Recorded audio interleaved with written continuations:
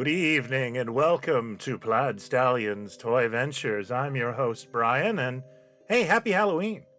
We're currently in the monster corner of my office. It's one of my favorite places in the world. I've had what you would call a busy schedule this October, and honestly, I really didn't have enough time to craft the show I had in mind. But if you know me, Halloween is super special to me, and I wouldn't feel right if I didn't put something out there this evening.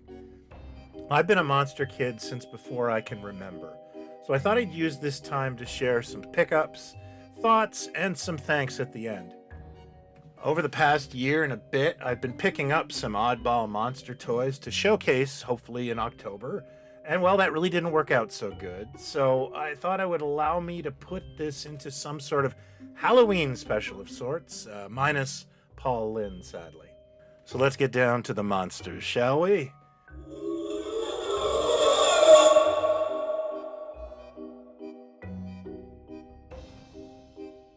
First up is this wonderful Ben Cooper Jiggler of King Kong. I swore I wasn't going to pick up too many more Jigglers. Going down this road is expensive. But I saw this on eBay for a really reasonable price, and that little plane in his hand just triggered me a bit. I was ape obsessed as a kid, and the 1977 King Kong movie and the merchandise blitz, it was a real highlight for me. I'm not actually that fond of the 1977 Kong movie. I honestly prefer the slew of cheaper ripoffs it inspired. But however, I can't deny that there is a weird connection to this film, and it also had me pick up this King Kong glass this summer as well. I had to have it. It's funny to be a sucker for a movie you don't actually watch very often, but here we are, and I guess it's the fact that Kong is the genuine factor here. He is an amazing character.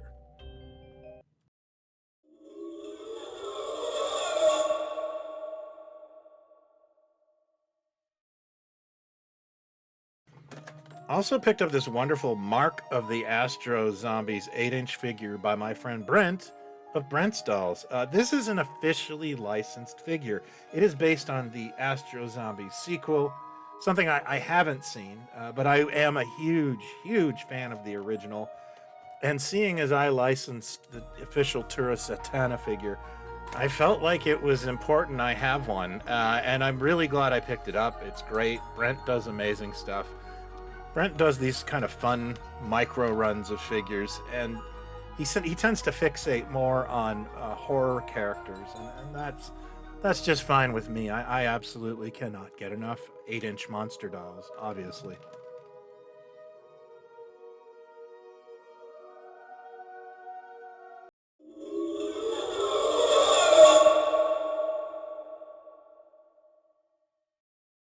At this past summer's Mego meet, I got this wonderful surprise from my friend Todd at Tiny Plastic Men.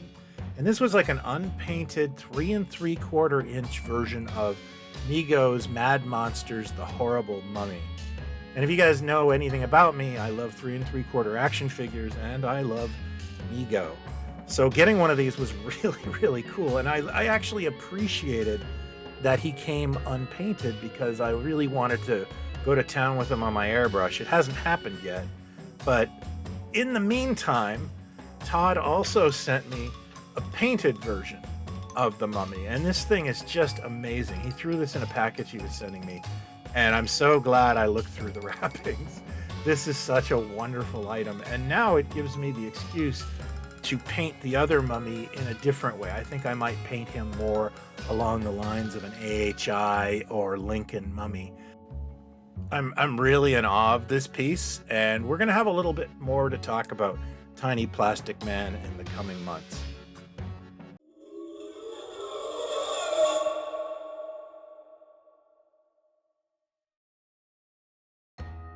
Speaking of 3 3/4 inch figures, I saw a post recently on Action Figure Insider where Daniel was sharing a 3 3/4 inch Sleestaks figure.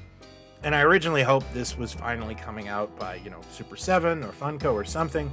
But no, it turns out it's a custom by a company called Plastic Vomit Customs.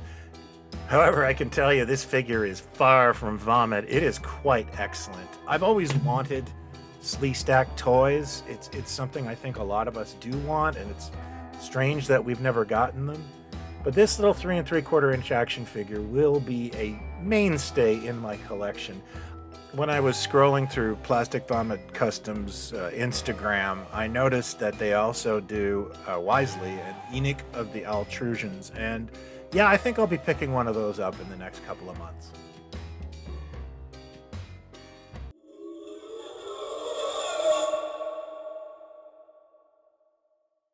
And of course, it wouldn't be Halloween without monster knockoff figures. I have been collecting and sharing these on the channel for years, and I'm very, very happy to share some of the additions I've picked up. First off, I got a new Midnight Monster. For those that are new to this, Midnight Monsters is one of many names I've encountered loose Azrak Hamway world famous super monsters, and they go by many names, and I actually did find a distributor sticker on one of these, and it was Red Box Blue Box from the UK that was bringing some of this stuff in. And that tracks, because I've also found carded AHI super monsters with that logo on them, usually stuck on them, but it looks like they just kept picking these up from Soma. My latest one, though, is actually very special to me because he's not completely an AHI monster. He's wearing the Dracula outfit, but as you can clearly see, that is not Bela Lugosi. That looks more like a More Toys Mighty Gary head, which was kind of common and got around in knockoffs. Somebody has done a wonderful job with the paint masks, giving him the blue, dark blue eyes, which is very indicative of the Lincoln Dracula, and this is one of the reasons I like this so much. And he's got a pair of fangs, and there is some blood on his hands. I think I like this figure so much because it kind of looks like me trying to do Dracula on a $4 budget. Combine that with just a passing resemblance to a Lincoln Monster, and here we are. I'm in love.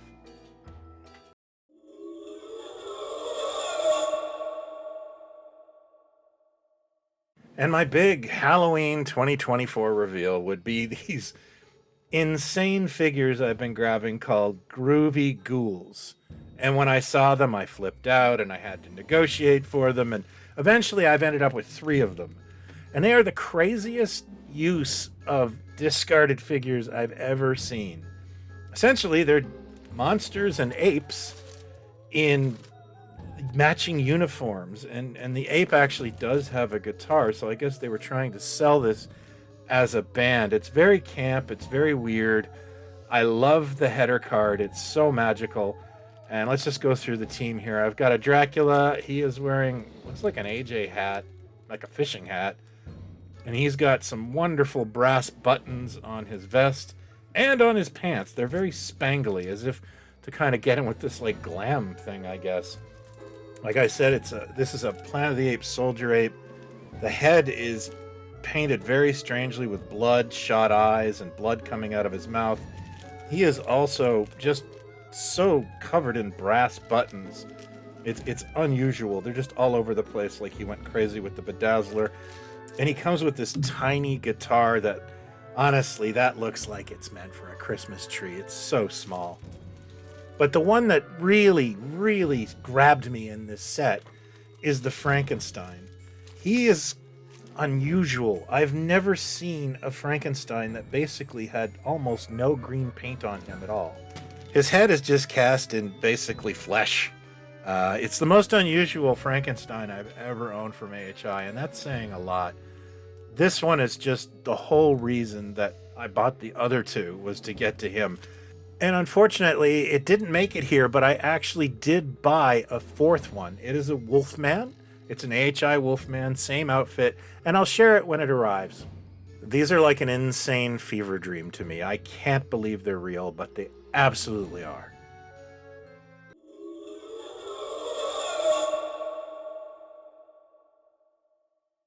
Now, before I go, I really want to say a heartfelt thanks to everyone who supported the Lincoln Monsters project this year, and especially for your patience with our first wave of faction figures. Things took a little longer, and when they arrived in late October, We worked as hard as we could to get them out in the hopes that some of you would get them for Halloween. I knew it wasn't going to be everybody, but I really wanted to try and get as many of these sets into people's hands as I could before Halloween. It just felt right.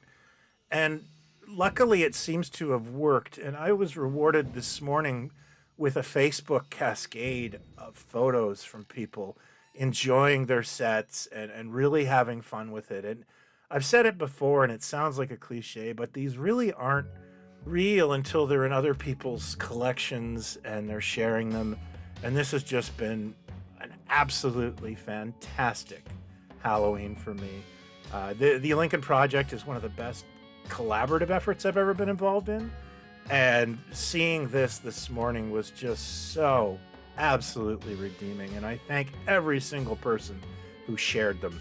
The sets are still available, and I'll put the links to the shops you can get them at below. Obviously, you're not going to get them in time for Halloween, but they're still going to be cool in November. A couple of quick updates. I'm going to be at the Monster Bash this weekend in Cranberry, Pennsylvania, representing Toy Ventures and the Lincoln Monsters. Also, if you're in Maryland, the Maryland Toy Expo this Saturday, I know you'll be able to pick up the Lincoln Monsters there at the Absolutely Retro booth. Also, as a tease for next week, I will be doing a mint-off card for the new Atlas Seaboard action figures by Mego. I'm a genuine fan of Atlas comics since childhood, actually, and I cannot wait to do this episode. So that's all the time we have here on Toy Ventures, and I hope you're having a very happy Halloween watching a scary or not so scary movie with a loved one. Take care, be well, and talk toys, not others. See you soon.